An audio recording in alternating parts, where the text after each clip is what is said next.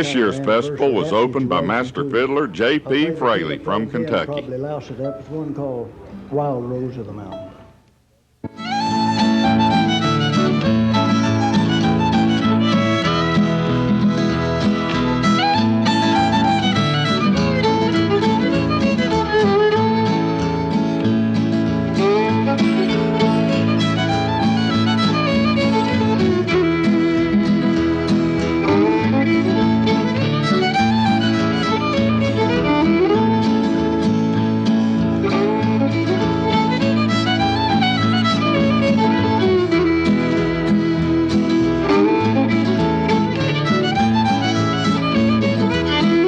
Musicians from all over the world come and play at Fiddler's Grove.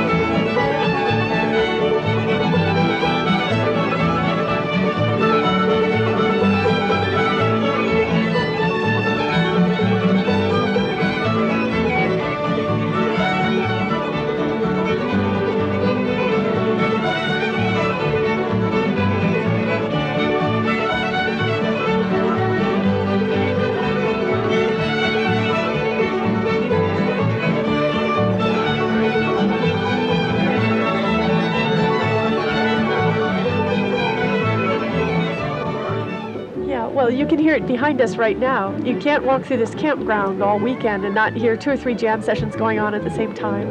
Different styles, and fiddlers trading tunes and playing together for the first time or playing harmonies with each other.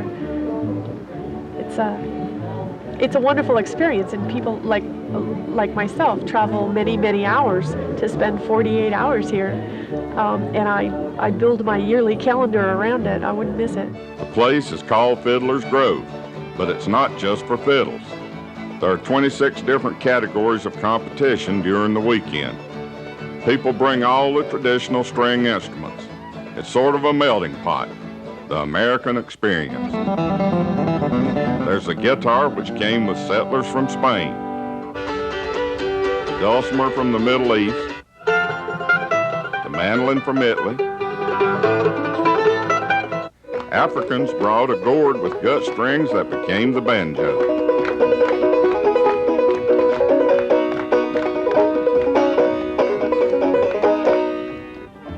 The sound is as old as the country itself and is celebrated all weekend long.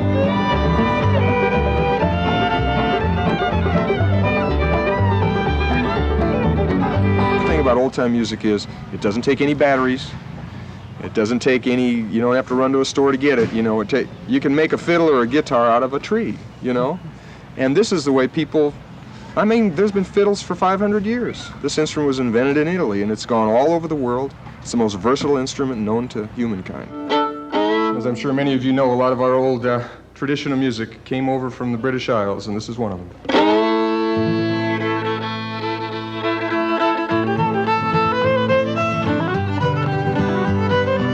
Henry the Fiddler is a true figure from another time, an old-time traveling musician. For more than 20 years, Henry has traveled the country, living in his small van, playing music for parties and conventions and school children.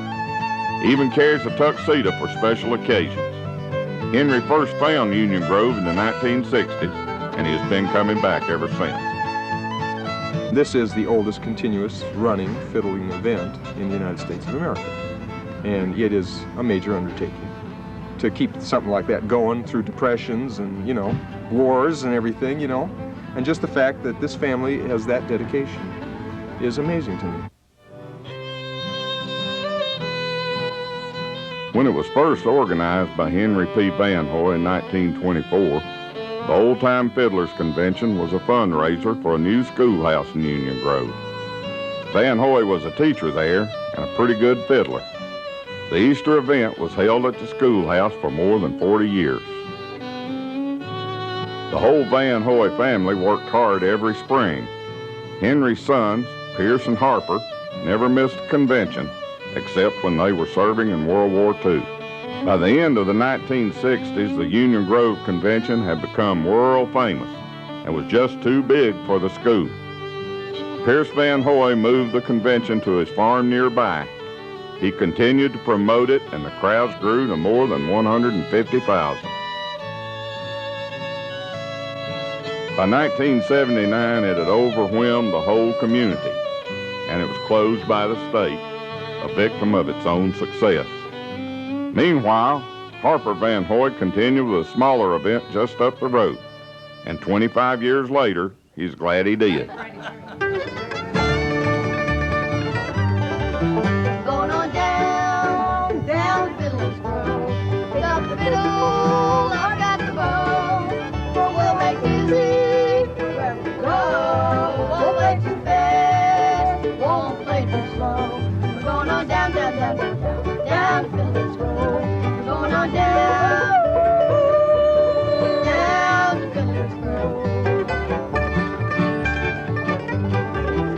Today we're going to honor an old fiddler by the name of James Napoleon Chisholm. He was come from Europe to the United States, and he lived near Charlottesville, Virginia. He worked in the vineyards of Thomas Jefferson's.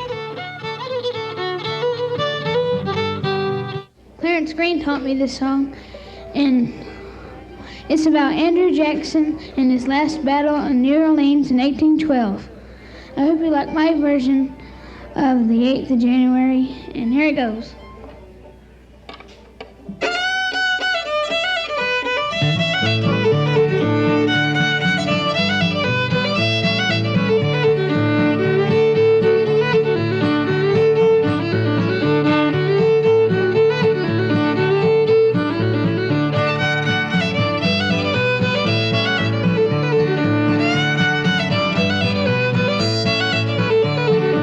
The elder generation in this music are really honored by the ones that want to kind of learn at their feet. And they're always glad to share their knowledge, which is really nice to come up here. A lot of people come up here to learn from the masters.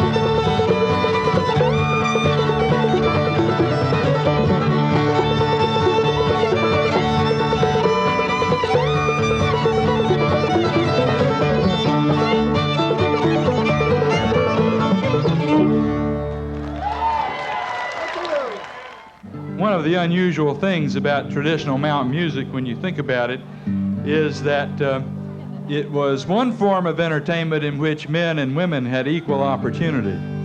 Next, let's welcome Ora Watson. Now, Ora,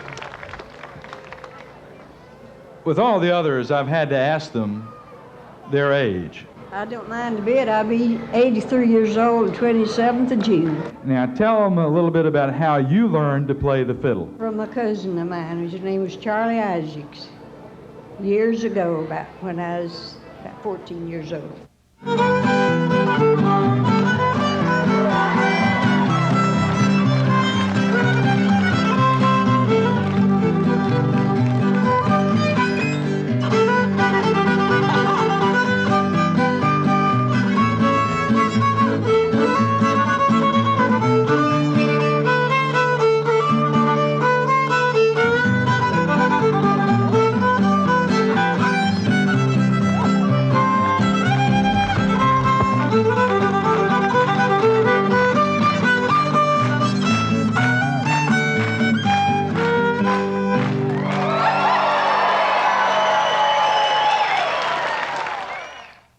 to show you how to play the bottle right now. This is an instrument I learned from a fellow named Junior Thomas from Wendell, North Carolina. You just play it by blowing in it like this. And singing the notes around it. Now he's got a little piece he calls the race between the freight train and the hound dogs. It sounds like this.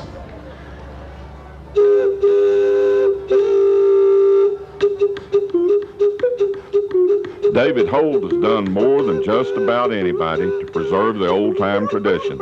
He has spent most of his life traveling the back roads in the piney woods of North Carolina, just talking to people about their music.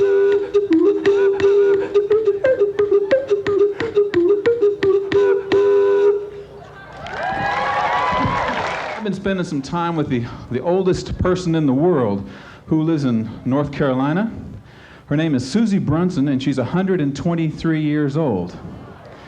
Yeah, she was born in 1870. Ulysses S. Grant was president when she was born.